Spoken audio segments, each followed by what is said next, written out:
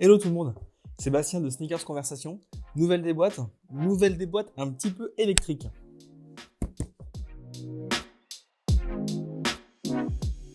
Ouais, et cette fois-ci, on va plutôt ouvrir la boîte ensemble, parce que la boîte est quand même assez canon. Donc le signe Nike un petit peu, on va dire, en relief, avec un aspect un peu irisé, super cool. Ici, on aperçoit donc Adapt BB 2.0 version 2020. On a sur le côté de la boîte les deux gros points qui représentent les deux points pour ne serait-ce que serrer ou desserrer la paire, mais aussi les points qu'on a sous la chaussure pour charger la paire. Enfin, il y a pas mal de petits symboles. Donc on ouvre la boîte de cette manière, super cool. Ensuite, on a ici donc le chargeur. Ok, on a également ensuite la chaussure, forcément. Donc je sors la chaussure. Pour finir et aller au bout de l'unboxing, en fait, sous le papier, vous avez, alors je vais pas le sortir ici, mais vous avez en fait l'espèce de plaque qui sert finalement de chargeur pour les chaussures. Donc ça charge par induction, comme tous les modèles comme ça qui sont sortis maintenant depuis 1 an. C'est plutôt pratique et ça fonctionne vraiment bien. Hop, alors je range ça. Détail aussi intéressant, je viens de le voir, sur le papier, on a également Adapt BB 2.0 Year 2020. Donc voilà, les mecs sont dans le détail. Et ça, on y était habitué. Voilà, on est de retour donc avec le modèle entre les mains, donc les fameuses Adapt BB 2.0. Ouais, ça fait déjà 1 an que l'autre modèle est sorti, le premier modèle. Et je sais pas si vous vous souvenez, mais c'est le premier modèle qu'on a déboîte, même si je sais pas si on avait déjà écrit ce truc-là, mais en tout cas c'est le premier modèle qu'on a vraiment unboxé avec Nico. Donc ça fait déjà 1 an, ça passe super vite. En tout cas, ce modèle évolue clairement, mais on garde une continuité un petit peu en tout cas autour de l'innovation, forcément. On a fait un article assez complet sur le blog, et je vais d'ailleurs y revenir en tout cas sur les éléments qui changent sur ce modèle. Donc il est sorti, en tout cas il sort le 16 février, donc aujourd'hui en l'occurrence, on est le 16 quand je tourne la vidéo. Maintenant moi j'ai eu un petit peu avant puisque j'ai eu comme d'autres, mais en tout cas un accès en exclu sur Nike. Donc j'ai pu le commander tout de suite et ce qui m'a permis d'avoir le modèle un peu plus rapidement dans les mains. Maintenant, sur ce modèle, donc le prix, vous le connaissez peut-être, c'est 350 €. On pensait que ça allait augmenter, mais en fait non, donc bonne surprise. Même si le prix est un petit peu prohibitif, mais presque. Enfin, pas prohibitif, mais presque, on en reparlera à la fin. Au niveau du design, alors, qu'est-ce qu'on a? On a surtout donc une empeigne qui va être un peu moins flex que sur le premier modèle. Quand je dis flex, c'est-à-dire que le premier modèle, je ne sais pas si vous vous souvenez, mais c'était en fait un matériau qui était censé s'adapter finalement à la forme du pied et finalement à mémoriser cette forme du pied. Alors au toucher, je crois que le matériau s'en rapproche, mais j'ai l'impression qu'il est plus dur, plus rugueux. Et surtout, vous l'avez remarqué, il monte beaucoup moins haut, puisqu'ici on aperçoit clairement les fils, là où sur l'autre modèle on les voyait quasiment pas. On a ce truc là, ce qui permet en fin de compte de mettre plus facilement son pied dans la chaussure. A priori, j'ai essayé, j'ai pas réussi. En tout cas, je l'ai enfilé, mais en tout cas j'ai eu du mal. Donc pourtant je l'avais desserré à fond, mais bon, bizarre. Bref, sinon on a également donc au niveau design le swoosh ici qui est marqué sur l'avant et qui est, alors est-ce que vous le voyez, mais en tout cas il est un peu texturé et franchement c'est canon, vraiment. Ensuite on a également sur la languette le L pour left, ici forcément R pour right, pas de surprise.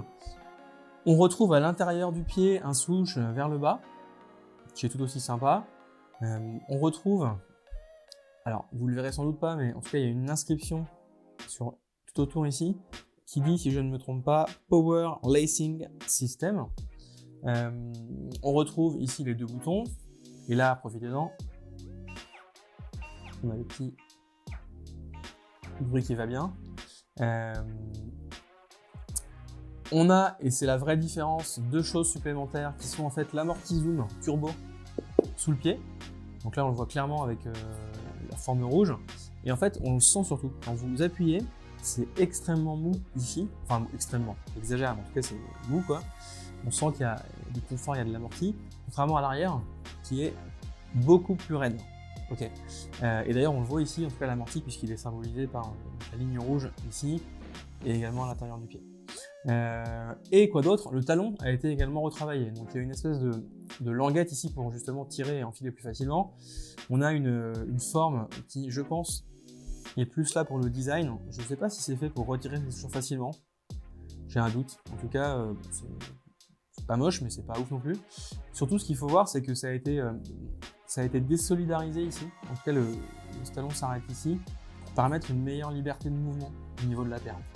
Donc, clairement pratique pour nos amis basketteurs. Je vous le rappelle, ce qui n'est pas mon cas. En tout cas, pas à un niveau respectable.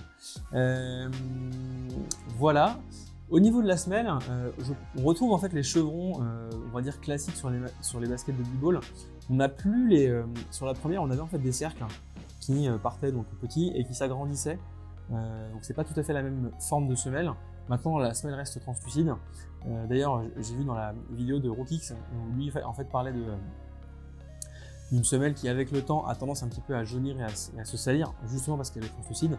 Maintenant, il garde quand même cette semelle pour ce modèle-là, qui en effet est très sympa, neuve, et qui avec le temps ne vieillit pas forcément super bien. Voilà pour le design et la techno. Bien sûr, vous pouvez, comme le modèle précédent, le jumeler avec votre téléphone pour le serrer, on va dire, sans avoir à mettre les doigts ici. Vous pouvez aussi le faire avec votre montre, puisque ça fonctionne avec l'Apple Watch. Je crois que j'ai fait le tour. Petit détail qu'on peut regarder à mon avis, c'est aussi au niveau de la semelle. Vraiment, je suis pas avec les semelles, mais c'est toujours hyper intéressant. En fait, j'ai cru voir... C'est ça. En fait, donc bien sûr, on récupère le petit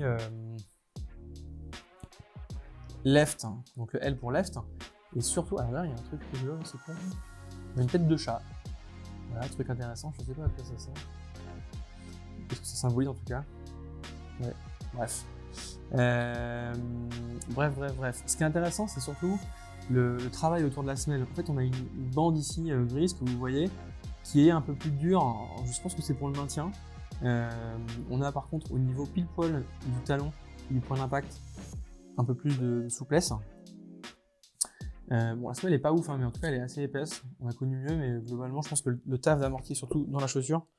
Donc là, si je regarde, ouais. En fait, on sent vraiment à l'avant le zoom qui est vraiment plus poil sous la plante du pied et surtout en contact direct avec la semelle. Et ce qui est assez marrant, c'est que en fait, je viens de me rendre compte qu'il y a un scratch qui est au milieu. Et si on l'enlève, alors je vais pas le faire parce que j'ai pas envie de tout péter, mais enfin, quoique. En fait, il y a un scratch qui s'enlève et ça nous permet d'accéder au système, donc la techno en fait. Voilà, donc ceux qui sont prêts à démonter la paire, c'est possible, vous pouvez le faire. Enlevez le scratch, c'est parti. Perso, je vais pas me risquer là-dedans. Voilà. Voilà pour cet Adapt BB 2.0. Enfin, je trouve que c'est bien de continuer là-dedans. Le modèle est assez cool. Le design est sympa. La techno est sympa. J'avais déjà des boîtes, la Warash jaune.